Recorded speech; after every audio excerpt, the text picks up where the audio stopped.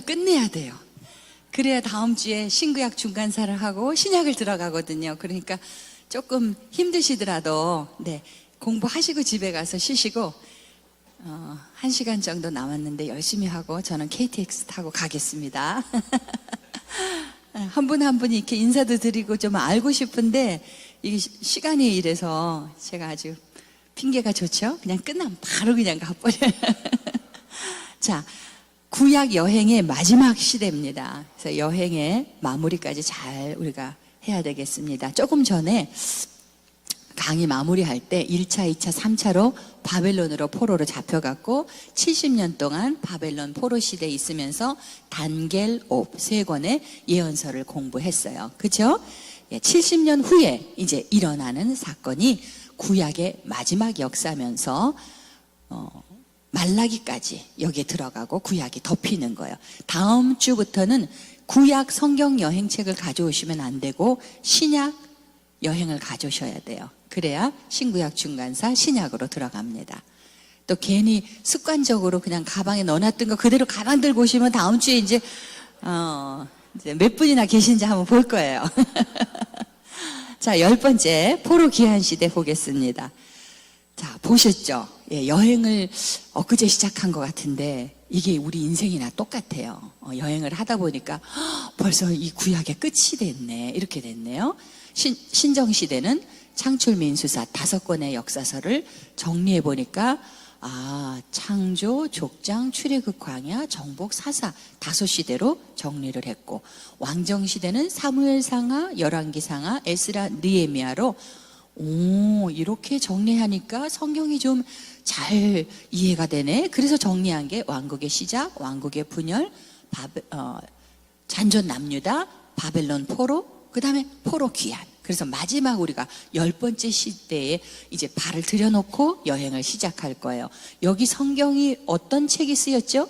에스라와 느헤미야입니다. 에스라는 10장으로 되어 있고 느헤미야는 13장으로 쓰여진 역사서예요. 근데 이 역사서가 우리 성경책에서는 저 앞에 가 있어요.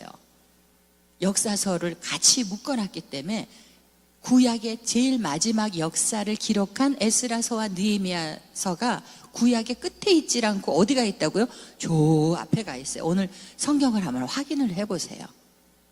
그래서 지금 성경대로 읽으시는 것보다 효과적으로 읽으시려면 요거를 놓고 요대로 성경을 좀 읽어가시면, 제가 7월 셋째 주에 서울 선교회에서 일주일 동안 성경 통독 세미나를 하기로 했어요. 몇 분 목사님들이 원하셔가지고 아침 9시부터 저녁 6시까지 우리가 성경만 보는 거예요. 성경을 읽고 듣고 이렇게 간단하게 잡고 성경을 통독을 하는 거예요. 그래서 그렇게 월요일부터 금요일까지 하면요, 다른데 아무 데도 못 가요. 진짜 말씀에만 집중을 해서 이렇게 뭐에 푹 담궜다 나오는 것처럼 말씀에 푹 담겨졌다가 나오는 기분이 들어요. 좀 하고 싶으시죠? 근데 일하시면 이 시간을 못 내시는 거야. 그래서 조금 나이 드시고 시간이 되시면 내가 한 주를 통독을 해보겠다 해서 하면요, 진짜 좋습니다, 여러분. 자, 그래서 10번째 시대가 바벨론 아니고 포로 귀환 시대, 바벨론에 갔다가 이제 귀환하는 시대고, 에스라서 10장, 느헤미야 13장 요렇게 2권의 책으로 잡을 거고, 요때 6권이 첨가가 됩니다. 어떤 책이죠? 학습, 애, 대상, 대하, 말라기예요. 학계, 스가랴, 에스더, 역대상, 역대하, 말라기. 요 책들이 구약의 제일 뒷부분에 가 있어야 되는 책들이에요. 이제 조금 감이 잡히실 거예요. 그래서 요 계관은 여러분들이 잘 갖고 계시고, 요 계관을 제가 요번 주에 스케줄이 어떻게 되는지 모르는데 요거를 코팅을 해가지고 책받침처럼 만들어서 드리면 이렇게 부채를 또 쓰시고 항상 놓고 보시기 좋게 해드릴게요. 근데 장담은 못해요. 죄송합니다. 장담하도록 하겠습니다. 이렇게 큰 거는 있는데 그거를 요번에 서울에서 나눠드렸더니 이게 A4 사이즈 정도 조금 더 큰가 그랬더니 불편하시대요. 가방에 넣으시려면 요거 반 사이즈로 해달래요. 그래서 받으시는 분이 이렇게 까다로워 안 되겠지. 네, 자꾸 바벨론이 나오지? 포로 귀환 시대 들어가도록 하겠습니다. 포로로 잡혀갈 때도 1차, 2차, 3차로 잡혀갔는데요. 귀환할 때도 1차, 2차, 3차에 걸쳐서 돌아오네요. 할렐루야. 이게 또 재밌어요. 그래서 1차 귀환은 에스라서 1장에서 6장을 갖고 역사를 읽으시면 되고, 두 번째 2차 귀환은요, 에스라서 7장에서 10장을 읽으시면 돌아오는 역사가 기록이 돼 있어요. 그리고 3차 귀환은 느헤미야 1장에서 13장까지가 3차 귀환 이후에 일어나는 일들입니다. 지금 먼저 이걸 머릿속에 넣으세요. 1차 귀환, 2차 귀환, 3차 귀환. 에스라서로 이렇게 잡고 느헤미야서로 잡고, 요때 들어가는 책이 학계, 스가랴 두 권의 예언서, 그 다음에 역사서가 3권 들어가죠. 에스더, 역대상, 역대하. 그리고 마지막, 구약의 마지막 예언서인 말라기가 들어가고 끝이 나는 거예요. 됐죠? 구약이 오늘 끝납니다. 다시 이걸 개관으로 만들어 봤어요. 1차 귀환이 BC 536년이에요.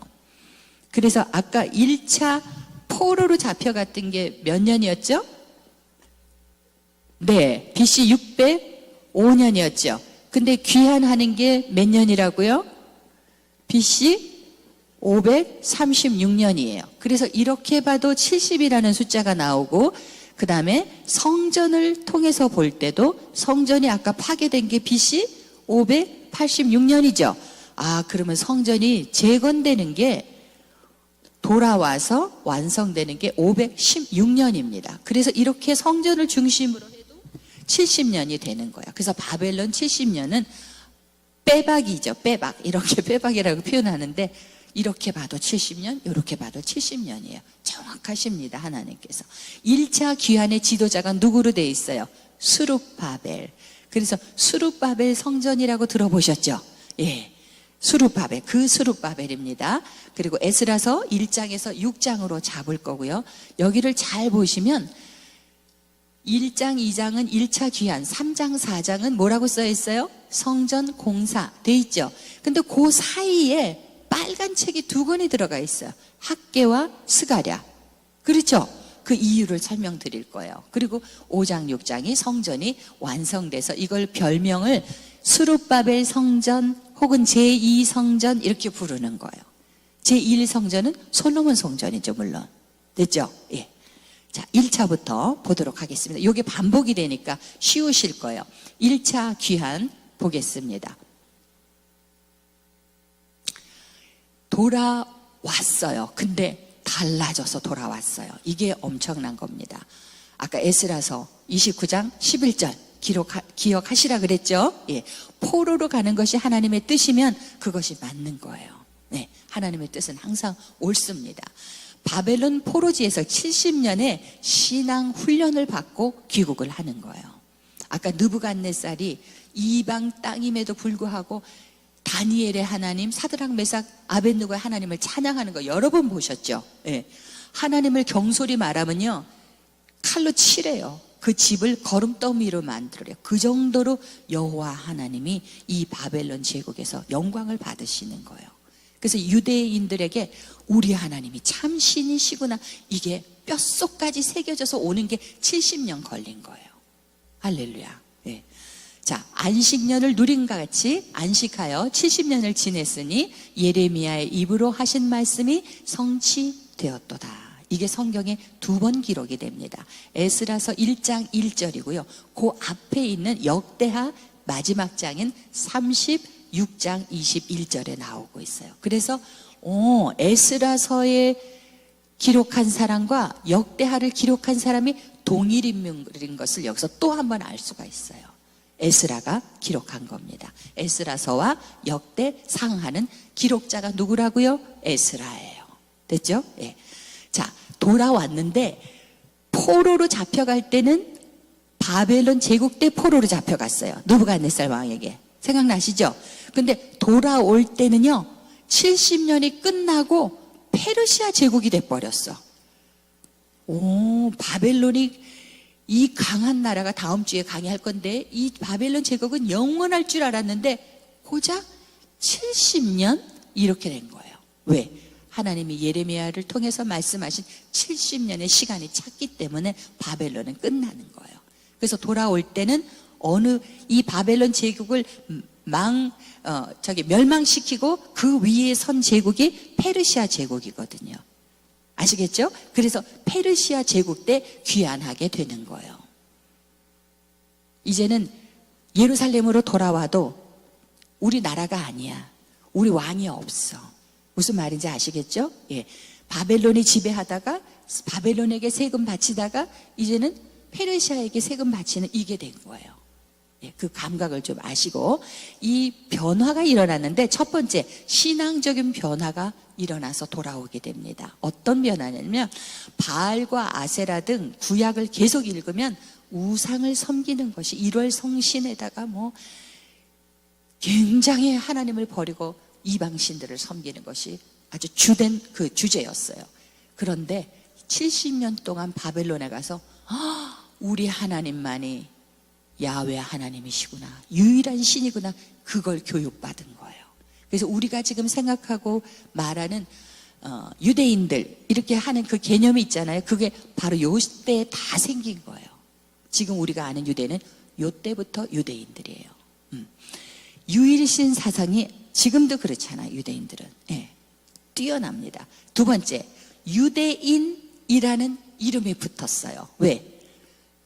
유대 지역에서 온 사람들인데 다른 민족과 족속 가운데 섞여 사는데 얘네들은 좀 달라, 이렇게 된 거예요. 유대에서 온 사람들, 유일신 야훼 하나님을 섬기고 뭘 먹어야 되고 안식일을 지켜야 되고 뭔가 달라. 그래서 이 사람들을 부르는 이름이 유대인이 된 거예요. 주이시, 주 이렇게 부르게 돼서 요때 이후로. 그래서 우리가 지금 알고 있는 유대인이 요때 형성이 됐다라고 생각하시고, 바벨론의 포로로 갔을 때 거기서 성전 없었어요. 예루살렘 성전 불타서 없어졌죠. 그리고 바벨론에 무슨 성전이 있어요? 없어요. 그래서 포로로 가서는 20세 이상 된 이스라엘의 남자가 10명이 모이면 회당을 하나 지어요. 10명이 모이면 또 회당을 하나 지어요. 이게 시나고기예요. 이 시나고기에서 예배드리고 율법을 공부하게 됩니다. 이제부터 이게 제사로 끝날 일이 아니구나, 하나님 말씀을 우리가 봐야 되겠구나, 그리고 말씀으로 돌아가는 신앙교육이 여기서 생기는 거예요. 유대인들 신앙교육 굉장히 많이 받습니다. 하물며 요새 그 코로나 사태 때 대구에서 신천지 우리 뉴스로 많이 봤죠. 얼마나 많이 신앙교육을 하는지 아세요? 우리가 교회에 자주 나오는 것 같죠? 이거 진짜 비교도 안 돼요. 비교도 안 돼요. 감사하시면서 오세요. 감사하시면서 오세요. 네. 그래서 이 회당 중심의 신앙이 생기는 거예요. 신약을 가면요, 회당이라는 말이 막 나와요. 예수님 시대, 예수님이 안식일 날 회당에 가서 이사야서 말씀을 읽으시고, 사도 바울이 회당을 찾고 회당이 나옵니다. 구약에는 그런 단어가 없었어요. 언제 생겼기 때문에? 바벨론 포로 시대 때 생겼기 때문에. 이제 정말 여러분들이 뭘 좀 아시는 거예요. 말씀을 이제 알게 되십니다. 그 다음에 또 한 가지, 율법 교사, 서기관 이런 거 구약에 나오지도 않았어요. 그런데 이제는 제사장뿐 아니라 율법 교사, 서기관 이런 이름들이 신약에서 튀어나올 때 난 이제 알아, 이렇게 되는 거예요. 그래서 오늘 공부하고 다음 주에 신구약 중간사를 공부하면 신약이 확 열려서 진짜 새로운 세계가 됩니다. 굉장히 중요한 부분을 지금 하고 있는 거예요. 변화가 됐다고요. 귀환할 때. 할렐루야. 네. 그래서 돌아오는데 1차 귀환입니다. 에스라서 1장에서 6장을 읽으시면 돼요. 그 내용을 제가 요약해서 여러분들한테 전달하는 거예요. BC 536년이었고 지도자는 수룹바벨과 대제사장 예수아입니다. 여기에 학계 스가랴 두 예언서가 들어갑니다. 자, 어떻게 해서 돌아갈 수가 있었냐면 바사왕 고레스 원년에 여호와께서 고레스 왕의 마음을 감동시키셔서 그가 온 나라에 공포도 하고 조서도 내립니다. 같이 읽겠습니다. 하늘의 하나님 여호와께서 세상 모든 나라를 내게 주셨고 나에게 명령하사 유다 예루살렘에 성전을 건축하라 하셨나니 이스라엘의 하나님은 참 신이시라. 너희 중에 그의 백성 된 자는 다 유다 예루살렘으로 올라가서 이스라엘의 하나님 여호와의 성전을 건축하라. 그는 예루살렘에 계신 하나님이시니라. 아멘. 이렇게 바사왕 고레스가 인장을 찍고 조서를 내리고 공포를 했어요. 근데 너희 나라로 돌아가, 예루살렘으로 돌아가 했는데 억지로 돌아가는 게 아니에요. 아시겠죠? 바벨론에 70년 이민 생활을 했어요, 여러분. 제가 말씀드렸죠. 미국에서 22년을 살고 요만했던 애들이 이렇게 컸어요. 22년이 되니까. 네?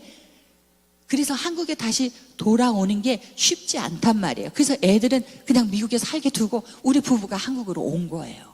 그게 22년인데 비교도 안 돼요. 70년이에요. 70년. 한 세대, 두 세대가 이어질 정도로.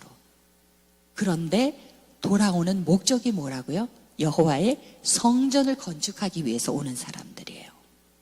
이게 웬만한 신앙 갖고 그 뿌리를 다 뽑아서 삶의 터전을 다 뽑아서 다시 예루살렘으로 오는 게 쉽지 않다는 걸 말씀드리는 거예요.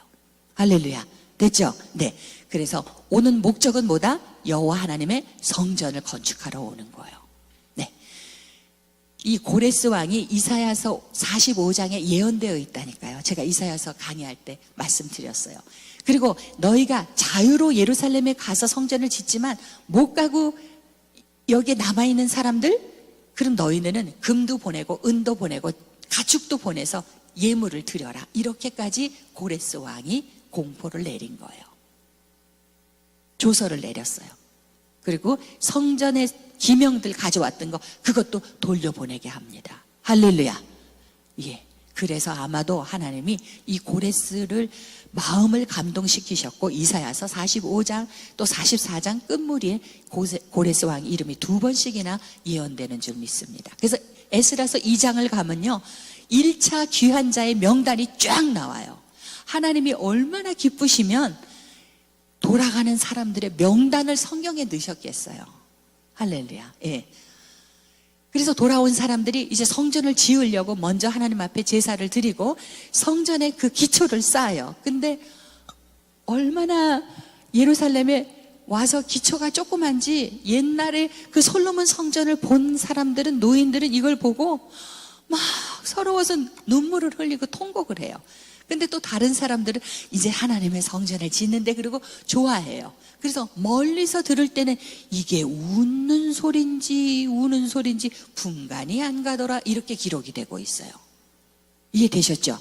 그런데 이 북쪽에 있던 사마리아인들이 우리도 성전 건축에 참여할게 이렇게 말했어요.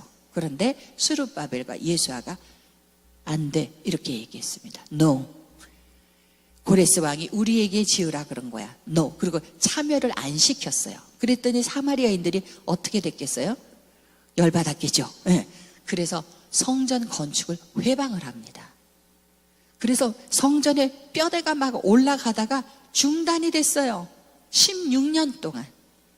건축되다가 멈춰진 거 가끔 우리가 보죠. 흔하진 않지만 이뻐요? 안 이뻐요? 안 이뻐요. 막 삐쭉삐쭉하고 그게 16년 동안 하나님의 성전이 중단되어 있다고요. 누구 마음이 아프셨겠어요? 하나님 마음이 아프셨어요. 이때 보낸 선지자가 학개와 스가랴입니다. 17권의 예언서 중에서도 다른 예언서는 회개하고 하나님께로 돌아와라, 우상을 버려라, 이방신 섬기지 말라 이런 예언이었다면 학개서와 스가랴에서는 차별이 됩니다. 하나님의 성전을 짓다가 중단이 됐어? 이게 무슨 일이야? 그래서 학개와 스가랴를 보내십니다. 자, 여기서 왕 이름이 나와요. 다리오 왕. 요거를 잘 기억하시면 다음 주에 이제 더 재밌어져요. 다리오 왕이 제2년에 6월 달에 부름 받은 사람이 다리오고 2달 뒤에 8월 달에 부름을 받은 사람이 스가랴 선지자예요.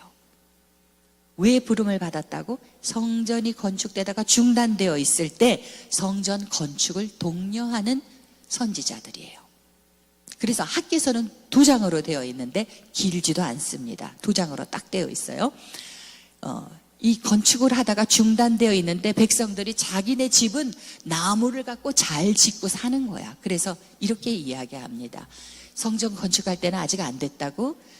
이 성전이 황폐하였거늘 너희가 이때에 편벽한 집을 짓고 거주하는 것이 옳으냐 하고 딱 그 핵심을 찔렀어요. 학계가.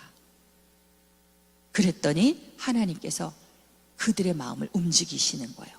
학계가 산에 가서 나무를 가져다가 하나님의 전을 건축하라. 뭐 백향목, 금, 은 이런 거 상관없어. 산에 가서 나무를 가져다 성전을 건축하라. 이렇게 이야기합니다. 그래서 백성들의 마음이 스룹바벨과 예수아와 이 사람들, 귀환한 사람들의 마음이 감동이 돼가지고 다시 성전을 짓게 되는 거예요. 누구의 말을 듣고? 학계. 그래서 이 타이밍에 하나님께서 학계 선지자를 보내셨구나를 알 수가 있어요. 하나님께서 이 성전의 나중 영광이 이전 영광보다 크리라 말씀하십니다. 재료를 보면 형편없고 사이즈로 봐도 말도 안 되지만 이 성전의 영광이 이 이전 성전의 영광보다 나을 것이라는 거예요. 무슨 말인지 아시겠죠? 영적으로 해석을 해보십시오. 그리고 예수님이 말씀이 육신이 되어 이 땅에 오셨을 때 보신 성전이 바로 이 성전이에요.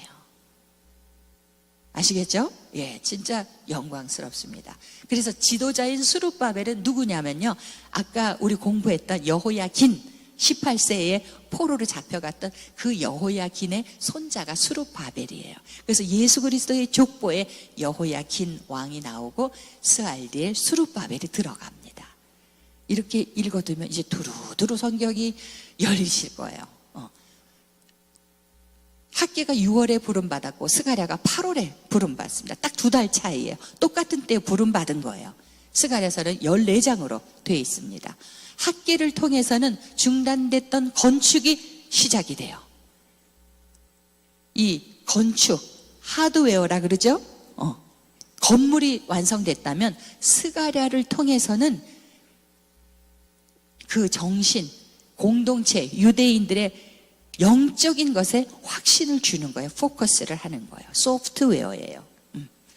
겉이 되어 있으면 그 겉 안에 속이 중요한 거잖아요. 항상 그렇습니다. 이게 모든 거에 적용을 한번 해보세요.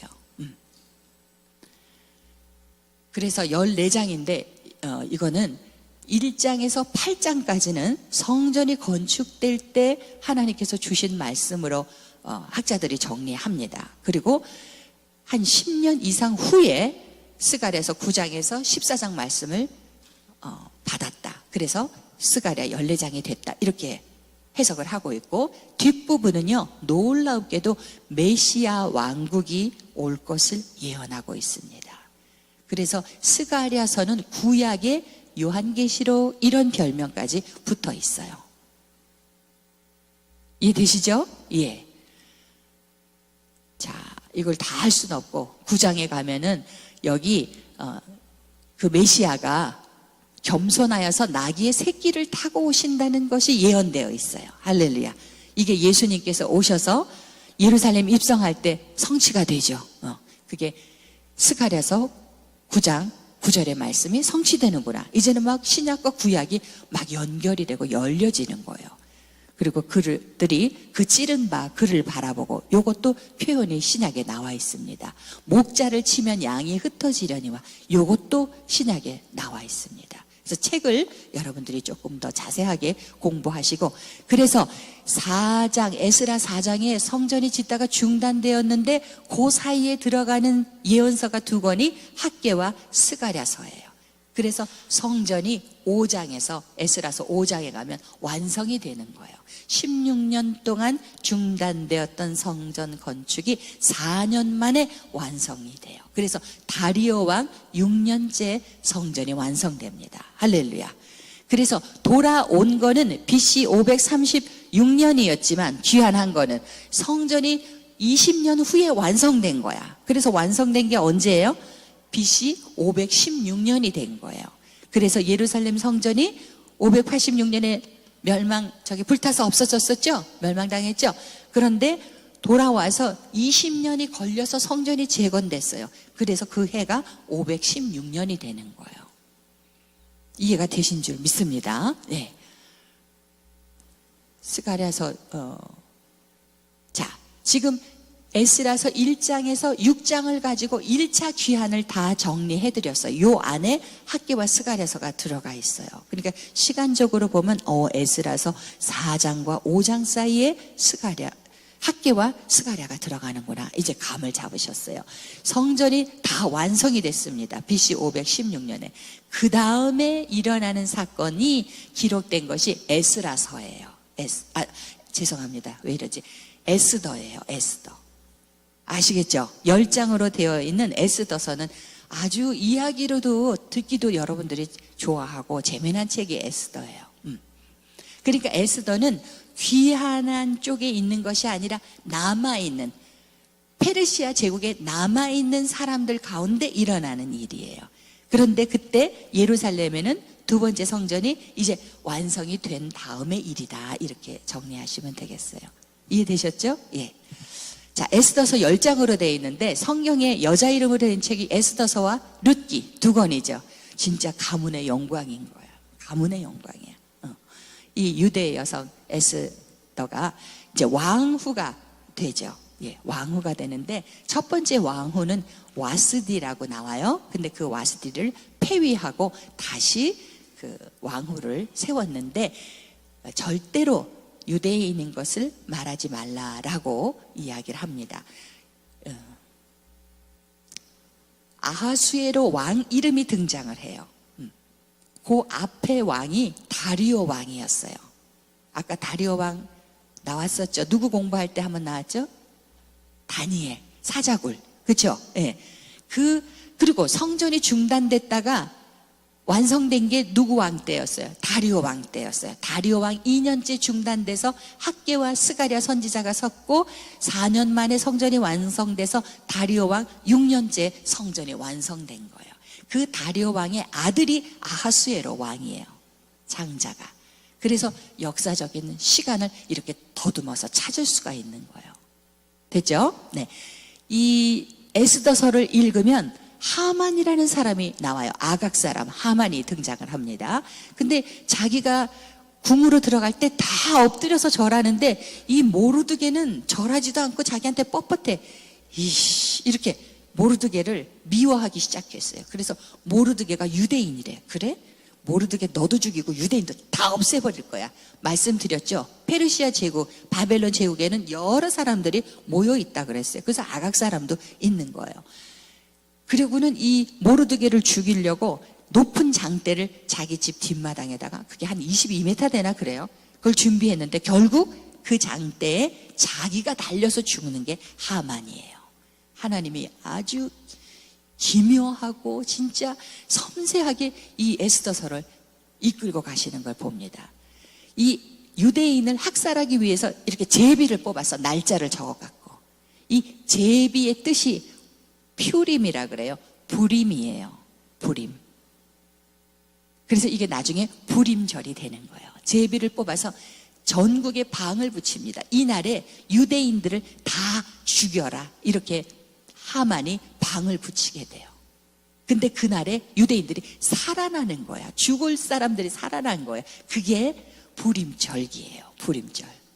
그게 에스더서의 내용입니다. 아하수에로 왕은 127도를 다스리는 아주 큰 왕이고 다리오 왕의 아들이고 이제 다음 주에 들을 페르시아 전쟁에도 등장하는 왕들이 다리오 왕, 아하수에로 왕입니다. 왕후로 새 왕후로 에스더를 세웠지만 유대인이라는 것을 말하지 않습니다. 자, 3장에 가면 이제 그 하만이 모르드게를 죽이고 유대인을 죽이려고 제비 뽑아서 부르라 그랬죠. 그날을 적어갖고 전국에 방을 붙이게 됩니다. 그래서 이 일로 모르드게가 유대인들과 같이 옷을 찢고 베옷을 입고 금식하고 기도를 합니다. 그러면서 에스더에게 너가 왕후가 된 것이 이때를 위함이 아닌줄 누가 알겠느냐, 이렇게 이야기하는 것이 나오고 있습니다. 여러분들이 내용은 잘 아시니까.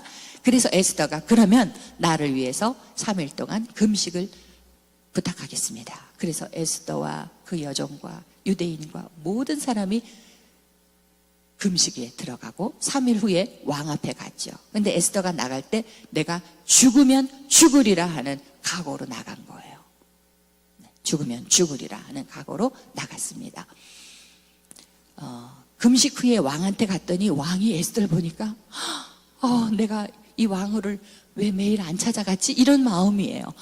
너무 마음에 들어서 에스더야, 네가 소원이 있으면 나라의 절반이라도 너에게 주게, 이렇게 말합니다. 우리 남편이 날 보고 이렇게 했으면 얼마나 좋을까, 내가 막 그런 생각이 들더라고요.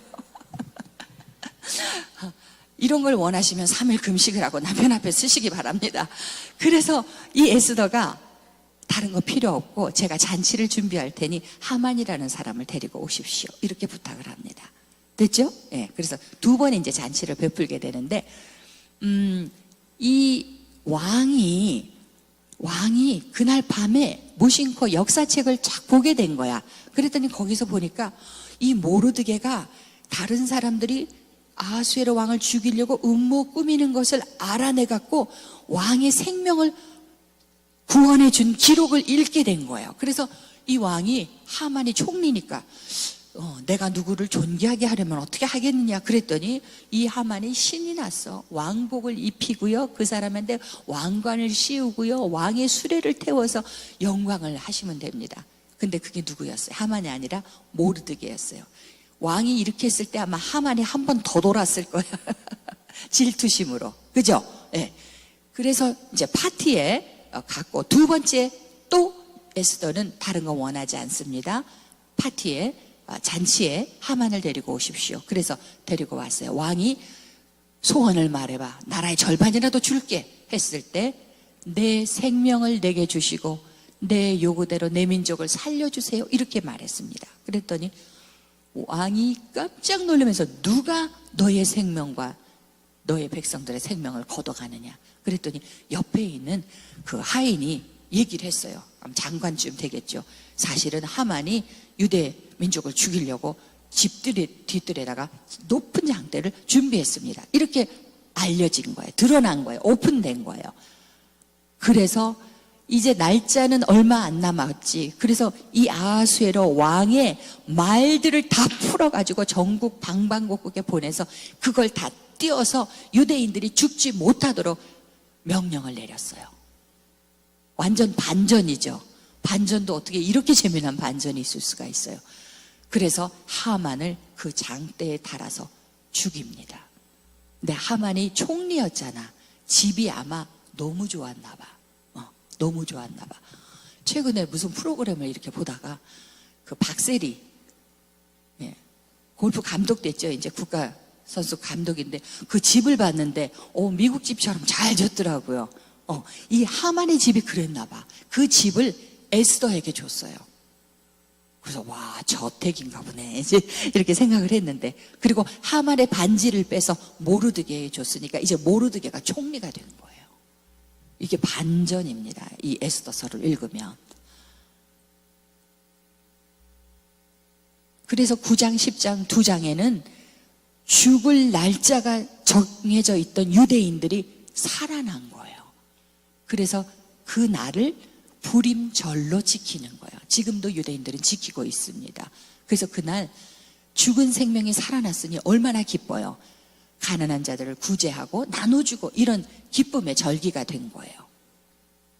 유대인의 슬픔이 변해요 기쁨이 되었음과 사망에서 생명을 얻은 유대인의 기쁨을 가리는 절기, 기리는 절기. 아주 부활한 거나 마찬가지예요. 그래서 에스더서 10장이 여기에 들어갑니다. 됐죠? 2차 기원 보겠습니다. 두 번째, 이 페르시아 제국에서 이제 유다로 돌아오는 사람들의 이야기가 에스라서 7장에서 10장까지 기록이 되고 있고, 이때 돌아오는 사람의 지도자는 에스라예요. 에스라. 지금 이 책을 기록한 에스라입니다. 7장에서 10장까지를 볼 수가 있어요. 7장에 가면 이 에스라가 어떤 사람인가를 쫙 기록을 하고 있습니다. 율법학자이고 제사장이고 태어난 게 지금 이 바벨론 포로로 갔을 때 거기서 태어난 사람이에요. 이 바벨론 포로 시대에 태어난 유능한 사람들이 많이 나옵니다. 성경 인물들이. 그리고 이 에스라는 대제사장 아하론의 16대 손이다. 이렇게 기록을 하고 있어요. 이 에스라가 두 번째 귀환할 때는 아하수에로 왕 다음에 그 아들인 아닥사스다가 왕으로 있을 때였어요. 그래서 2차 귀환은 아닥사스다 왕 제7년에 돌아오게 됩니다. 돌아오려고 하는데 돌아올 때 누구랑 같이 오냐면 율법을 가르치고 이 영적인 지도를 할 제사장, 레위인, 노래하는 자들 이런 사람들을 이끌고 오는 것이 2차 귀환이에요. 그래서 2차 귀환의 목적은 뭐다? 함께 읽어보겠습니다. 여호와의 율법을 준행하며 율례와 규례를 가르치기 위함이다. 아멘. 성전은 이미 지어놨어. 스룹바벨이 1차로 와서. 2차로 올 때는 그 소프트웨어, 건축만이 중요한 게 아니죠. 그 안에. 그래서 율법 교육을 하러 오는 사람이 에스라예요. 그래서 에스라는 율법학자고 율법에 뛰어난 사람이고 제사장이고 그런 목적으로 옵니다. 그래서 1차, 2차, 3차 귀환의 목적이 다 다르다는 것을 아시면 돼요. 그리고 이 에스라에게 아닥사스다 왕이 금도 내주고 은도 내주고 소금도 제한 없이 갖다 쓰라 그러고 궁중 창고에서 필요한 거를 다 줘요.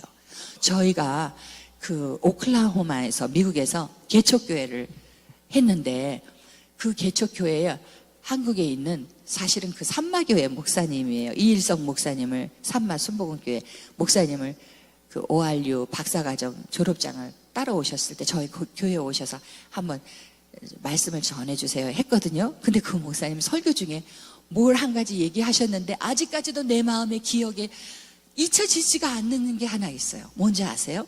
목사님이 박사 학위를 받으러 미국을 간다 그러니까 그 교회에 직분은 모르겠어. 장로님인지 누군지 권사님인지 어느 분이 딱 목사님께 드린 게 있어. 뭐게요? 아무도 짐작도 못하실 거야. 크레딧 카드를 주신 거예요. 목사님 이거 여행하시는 동안에 마음껏 쓰십시오. 그러고는 크레딧 카드를 그냥 드린 거야 목사님한테. 우리는 개척교회 하느라고 힘들어 죽겠는데 아무것도 없고 성전도 빌려서 쓰는 조그만 구멍가게 같은 데서 진짜 예배를 드리고 있는데 이 목사님이 오셔서 그걸 자랑하시는데 마음속에 주여 얼마나 부럽고 또 그 교회가 정말 잘 섬기는 분이 계시구나, 이 목사님이 정말 훌륭하시구나, 이게 막 생각이 나는데 아직까지도 그게 잊혀지지가 않네요. 내가 이 얘기를 왜 해요? 아닥사스다 왕이 에스라가 예루살렘으로 귀환할 때 그렇게 한 거예요. 필요한 거 다 써. 할렐루야. 이렇게 할 수 있을 정도로 축복 받으시기 바랍니다. 아멘. 예. 몰라, 또 이렇게 해야 축복이 따라오는지도 모르겠어요. 하여튼 너무 그 목사님이 부러웠어요. 자, 그래서 지금 우리가 하는 거는 2차 귀환이 에스라가 오고 아닥사스다 왕이 그렇게 지원을 해줬다는 거예요.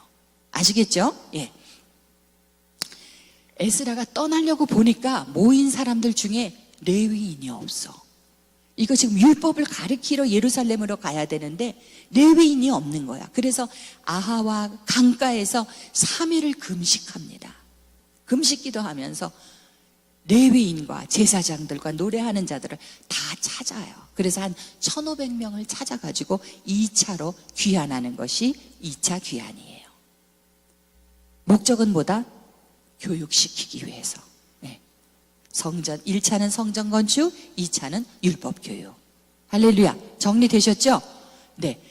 10분 남았어요. 자, 그런데 에스라서 9장을 가면 에스라가 그 하나님 성전 뜰에서 통에 자복을 합니다. 왜냐하면 도착해서 보니까 이 백성들의 지도자들이 이방 여인들과 결혼해서 살고 있는 걸 보았어요.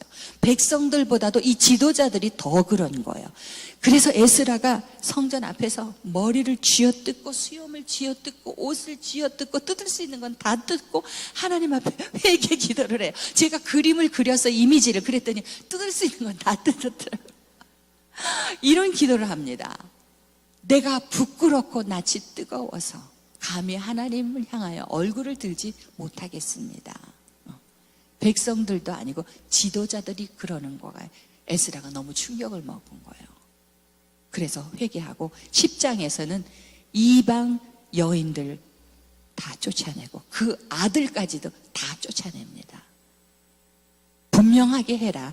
지금까지 바벨론 포로 생활하고 다시 돌아와서 니네가 그걸 다시 반복을 하느냐, 이런 의미겠죠. 그래서 우리가 자녀에 대해서 결혼할 때 미리미리 기도로 준비하시기 바랍니다. 예. 이방 여인과 결혼하지 않기. 제 말은 피부 색깔을 얘기하는 게 아니에요. 다른 종교, 다른 신, 이단, 이런 사람들과 통혼하지 않게 기도하시라는 거예요. 아멘? 아멘입니다. 그래서 이방 여인과 결혼한 사람들의 명단을 에스라서 10장에 쫙 기록하고 있어요. 아까 2장에선 좋은 명단이었죠. 이 10장의 명단엔 들어가면 안 되는 명단이에요. 그래서 원래는 에스라서와 느헤미야서가 히브리 성경에서는 한 권이었어요. 그래서 이 에스라서와 느헤미야서는 이렇게 연결이 되어 있고 그 다음에 명단이 많이 들어가 있는 게 특징이에요. 하나님이 이렇게 기록으로 남기셨구나. 그래서 에스라가 2차로 귀환해서 다시 역사를 재정립하고 유대인의 정체성을 가지고 기록한 역사서가 역대상과 역대하가 되는 거예요. 됐죠? 이제 열왕기 상하와 역대상하의 그 차이점을 아시겠어요? 네, 분명히 아셔야 돼요. 이 에스라가 기록한 역대상하는요, 북이스라엘의 역사를 기록하지 않습니다. 왜? 혼혈이 됐잖아요. 그래서 진골이 아닌 것처럼 아래 남유다의 역사만 기록하고 있고, 특히 재미난 것은 다윗의 간음죄, 살인죄, 솔로몬의 1000명의 여자, 이런 것들이 다 뽀샵 처리되어 있어서 기록이 없어요. 이제는 열왕기 상하와 역대 상하의 차이를 알겠다. 할렐루야. 네, 되셨어요. 그래서 1장에서 10장까지를 아담에서 사울까지 그 긴 역사를 10장에 기록한 반면에 다윗 왕 한 사람에 대해서 11장에서 29장까지를 역대상에 기록하고 있어요. 누구에게 이게 초점이 맞춰진지 아시겠죠? 역대하 1장에서 9장까지가 솔로몬입니다. 솔로몬의 성전 건축, 왕궁 건축, 지혜, 부귀영화 이런 거 다 기록하고 있어요. 그러나 부끄러운 거는 둘 다 뺐어요. 자, 3차만 하면 끝납니다. 3차, 느헤미야가 지도자예요. 느헤미야 1장에서 13장까지를 보시면 되는데, 이때는 느헤미야가 아닥사스다 왕 제20년째예요. 그러니까 2차는 아닥사스다 왕 7년째고 3차 기한은 20년째니까 한 13년 차이가 나죠. 예. 이 아닥사스다 왕의 술관원으로 느헤미야가 일하고 있었어요. 이 직책은 칵테일 만드는 이런 것으로 생각하시면 안 되고요. 장관급이에요. 그래서 왕이 항상 옆에다 두고 술을 따라주고 마시지만 이 정사를 의논할 수 있을 정도의 지위예요. 그거를 포로로 잡혀간 땅에서 태어난 느헤미야가 하고 있는 거예요. 그래서 이 포로 시대 동안에 생겨난 이 성경의 인물들이 많습니다. 에스라 있죠, 느헤미야 있죠, 학개 스가랴 있죠, 에스더 있죠. 아시겠죠? 예, 하나님의 뜻이 포로의 생활이라면 우리는 아멘하고 잘 그걸 지내셔야 돼요. 그래서 그 동생 하나니가 예루살렘에서 와서 말하는데 예루살렘 성전에 성벽이 없어가지고 성전이 불타고 훼손되었다는 이야기를 듣고 느헤미야가 깊이 근심을 합니다. 그래서 왕이 너 왜 그러냐? 안색이 전과 같지 않다? 그랬을 때 그 이야기를 하고 예루살렘에 가고자 하는 뜻을 밝힙니다. 그래서 왕과 왕후가 그러면 언제 오는데? 이럴 정도로 아닥사스다 왕이 느헤미야를 이렇게 의지하고 있는 것을 볼 수가 있어요. 느헤미야는 뛰어난 행정가이고 뛰어난 영적 지도자를 다 갖춘, 리더십을 갖춘 사람이 이 느헤미야입니다. 그래서 저는 성경으로 리더십 세미나를 한다 그러면 느헤미야 리더십 이렇게 붙이고 싶어요. 물론 예수님이 첫 번째고 그 다음에 느헤미야를 들 수 있습니다. 그래서 수많은 반대가 있고 어려움이 있었지만 52일 만에 하나님 성전의 성벽을 다 완성하는 사람이 느헤미야예요. 이 13장은 중요한데 빠른 속도로 한번 보겠습니다. 3차 귀환해서 3일 만에 예루살렘을 다 돌아와요. 혼자 나가서. 그것도 밤중에. 자, 3장에서 6장까지가 성벽을 공사하는 이야기가 나옵니다. 문을 만들어요. 얼마나 조직적으로 일을 세우는지, 누구는 어디에서 어디 문을 하고 이걸 쫙, 이 행정력과 조직력이 뛰어납니다. 그리고 4장에 가면 아까 1차 때 와서 성전을 지을 때 사마리아 사람들이 반대해서 16년 동안이나 멈춰 있었죠. 여기 똑같아요. 그래서 사마리아 사람은 산발렛이 나오고 그 다음에 도비야가 나오고 게셈이 나오고 이런 사람들이 조롱을 해요. 아이고 이 성전은 여우가 올라가도 무너지겠다. 이 성벽이 뭐 이래. 이렇게 건축을 회방하고 조롱을 합니다. 그러나 느헤미야는 반은 적들로부터 지켜, 반은 공사해. 공사하는 사람도 한 손에는 병기를 들고 한 손에는 일을 하고 이렇게 양쪽을 다 지키면서 일을 추진하는 사람이 느헤미야예요. 52일 만에 성벽이 완성이 됩니다. 근데 그 사이에 5장을 가보면 백성들이 너무너무 생활이 어려워. 왜냐하면 빚을 내서 세금을 바치고 이 사채라 그러죠. 네, 사채처럼 이 유대인끼리 이자를 높은 걸 높이 주니까 백성들이 이걸 물기 위해서 또 이자를 또 빚을 얻어서 이렇게 하는 걸 보고 느헤미야가 큰 호통을 칩니다. 아주 호통을 쳐요. 너희 형제들에게 그렇게 하는 거 하지 말아라. 높은 이자 받지 말아라. 그리고 본인도 12년 동안 총독으로 있으면서 나 월급 받지 않겠어. 이렇게 단호하게 결정을 하는 것을 이 느헤미야 5장에서 볼 수가 있습니다. 그래서 에스라서 2장에 그 귀환한 사람들 42,360명에다가 또 노래하는 사람 여종 남종 더하면 약 5만 명 가까이 되는데 그 명단이 느헤미야 7장에 또 한 번 똑같이 나와요. 그래서 이게 한 권이었다는 것을 우리가 또 한번 짐작을 해볼 수가 있습니다. 마지막 느헤미야의 이 종교개혁이 굉장히 중요합니다. 그래서 볼게요. 수문학 광장에서 에스라와 느헤미야가 여기 같이 등장을 해요. 그래서 한 권의 책이라는 확실히 더 섭니다. 에스라가 백성들을 다 모으고 하나님의 말씀을 딱 읽을 때 백성들이 모두 일어납니다. 그리고 읽으면 아멘 아멘 하고 응답을 해요. 그래서 어느 교회 목사님들은 하나님 말씀 낭독할 때 성도님들 다 일어나게 하시죠. 여기에서 나온 거예요.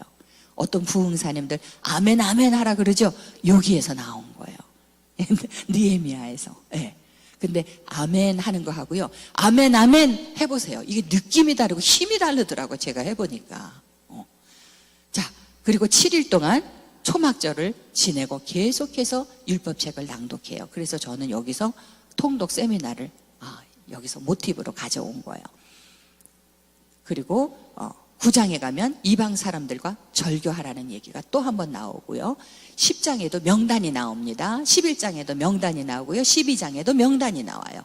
그래서 명단이 참 많구나. 마지막 느헤미야서의 마지막 장입니다. 13장에 가면 이 여호와의 총회에 이방인들을 분리해라 하는 게 나와요. 그게 모압과 암몬은 총회에 들어오지 못하게 분리를 합니다. 그러면서 여기서 등장하는 게 발람에게 뇌물을 주어 이스라엘을 저주하기 하였기 때문이다.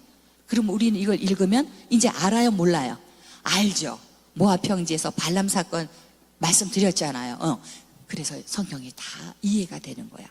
또 한 가지, 제사장 엘리야십이라는 사람이 나오는데 얼마나 개념이 없는 사람인지, 이 성벽 건축을 방해하고 성전을 건축을 방해한 산발락과 도비야가 있는데, 이 도비야에게 교회의 한 방을 내주고 여기서 살게 하는 이런 제사장이 엘리야십이 등장을 해요. 그래서 느헤미야가 12년 총리로 있다가 페르시아로 갔다가 다시 와서 그 꼴을 보고 도비야를 성전에서 내쫓습니다. 추방을 합니다. 물건을 다 내던져버려요. 그리고 그 방에 예배에 필요한 것을 집어넣는 것이 나오고 있어요. 그리고 또 하나가, 레위인들이 성전에 없어요. 다 일하러 나갔어. 알바 뛰러. 왜? 성전에 레위인에게 줄 게 없는 거야. 그래서 느헤미야가 백성들을 다 모아서 너의 11조 다 드려라. 그리고 레위인들 다 돌아오라. 이렇게 강력하게 말씀을 합니다. 저는 이 교회가 어느 정도 11조 드리고 있는지 모르지만 전성조가 11조 드리는 교회에 참석을 했던 적이 있었어요. 이거 교회가 전성도가 11조 드리면요, 그게 작지만 하나님께서 그것을 사용하셔서 교회를 성장시켜 주십니다. 교회뿐 아니라 개인의 삶이 축복을 받아요. 그래서 기도하세요. 전성도가 10의 1조를 드리는 교회가 되게 하여 주실 줄 믿습니다. 아멘. 저도 그렇게 기도하겠습니다. 그래서 여기서도 11조를 걷어서 이 레위인들을 주라고 복직을 시킵니다. 그리고 안식일에 성문이 열리니까 장사꾼들이 왔다 갔다 하지, 그 전날부터 예루살렘 성문을 내려버려요. 그래서 장사꾼들이 왔다 갔다 하지 못하도록 이렇게 합니다. 그리고 이방인과 통혼한 것 다시 이야기를 합니다. 금해라. 그 이방의 말을 하면서 유대의 말을 못하니까 느헤미야가 진짜 거기선 아주 호통을 칩니다. 꾸짖습니다. 그러면서 너희 이스라엘 왕 솔로몬이 이 일로 범죄하지 않았느냐 하고 여기 등장하는 이름이 솔로몬이에요. 솔로몬 보지 않았느냐. 그래서 이방 여인들과 다 분리하라고 이야기해요.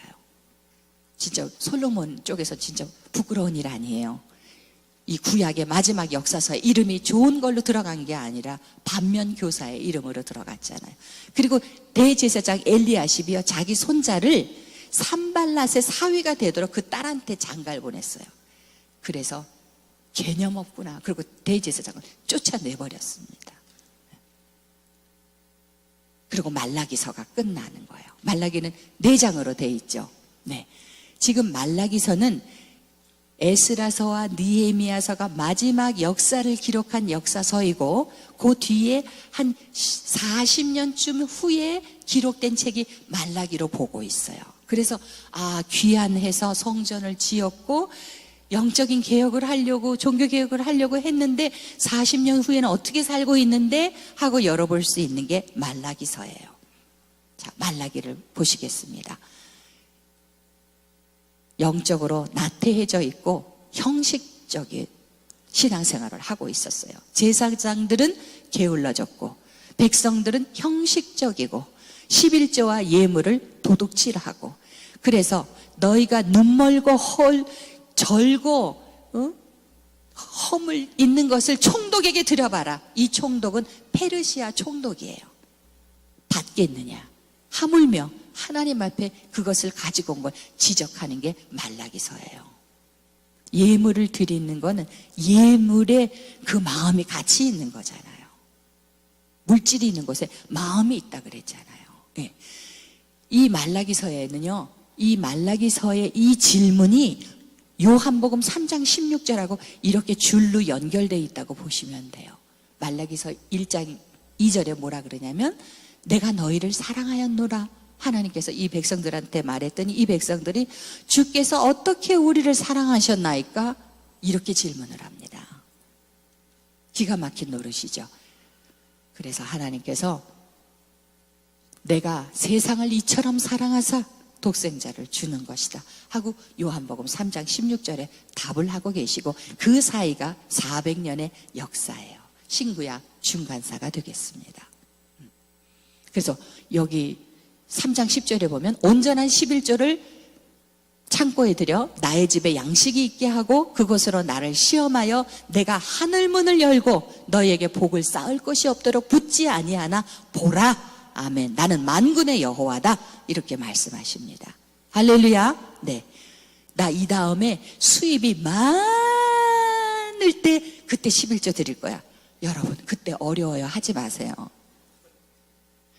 작을 때 11조 떼는 건 쉬워요. 근데 수입이 점점 많아져 갖고요. 이거 가지면 옛날에 한 달은 살았는데 이렇게 되죠? 어렵습니다. 그래서 훈련을 언제부터 해야 돼?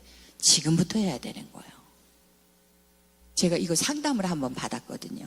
그 시집을 잘 갔어요. 의대생이랑 결혼했는데, 의대생일 때는 인턴하고 그러니까 월급이 조금 나와서 11조를 잘 들이다가 남편이 이제 의사가 된 거야. 전문의가.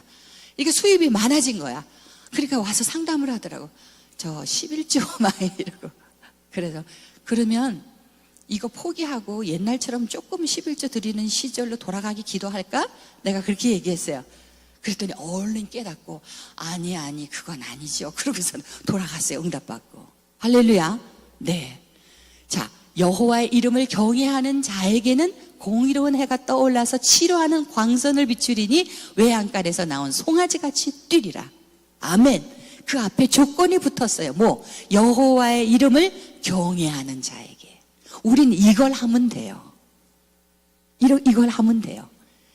온전한 11조를 드리고 여호와 이름을 경외하면 하나님께서 창고에 부을 것이 없도록 쌓아주시고 우리 병을 치료해 주시는 줄 믿습니다. 아멘. 아멘.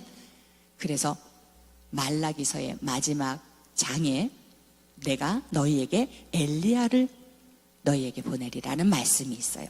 신약에 들어와서 예수님께서 세례 요한이 이 엘리야다 하고 말씀하시는 부분이 나옵니다. 그래서 이 말라기서는 구약의 마지막 책이면서 신약과 연결을 해주는 어떤 연결고리 같은 것을 가지고 있다고 보시면 돼요. 할렐루야. 자, 그래서 오늘 공부한 게 마지막 포로 귀환 시대인데 1차 귀환, 2차 귀환, 3차 귀환이죠. 연도수를 좀 외워놓으시면 좋겠어요. BC 536년, 458년, 444년. 그래서 에스라서와 느헤미야서로 역사의 흐름을 잡았고 학스의 대상, 대하, 말라기가 요때 6권이 들어가는 거예요. 그래서 요 시대만 놓고 봐도 성경이 아주 구약의 많은 부분들이 요 시대를 이야기하고 있어요. 할렐루야. 수고 많으셨습니다. 그래서 구약 개관 오늘까지 마쳤습니다. 좋으신 하나님 고맙고 감사합니다. 저희가 무엇이 간데 하나님께서 우리 한 사람 한 사람 이름을 지명하여 부르셔서 하나님 전에 오게 하시고 또 예수 그리스도 이름으로 구원받게 하셨는지 그 은혜가 고맙고 감사합니다. 살면서 크고 작은 걱정이 있고 근심이 있지만 구원받은 그 은혜를 생각할 때 모든 것이 잠잠해지고 우리가 믿음으로 승리할 줄 믿습니다. 이제 하나님의 말씀을 우리가 손에 가지고 방패로 또 성령의 검으로 하나님의 말씀 가지고 나가서 원수 마귀를 물리치고 대적을 이기고 승리할 줄 믿습니다.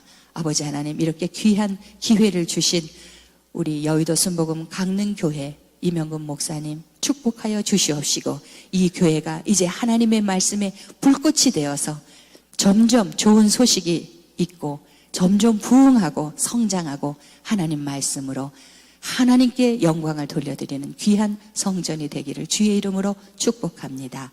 우리를 구원하신 예수님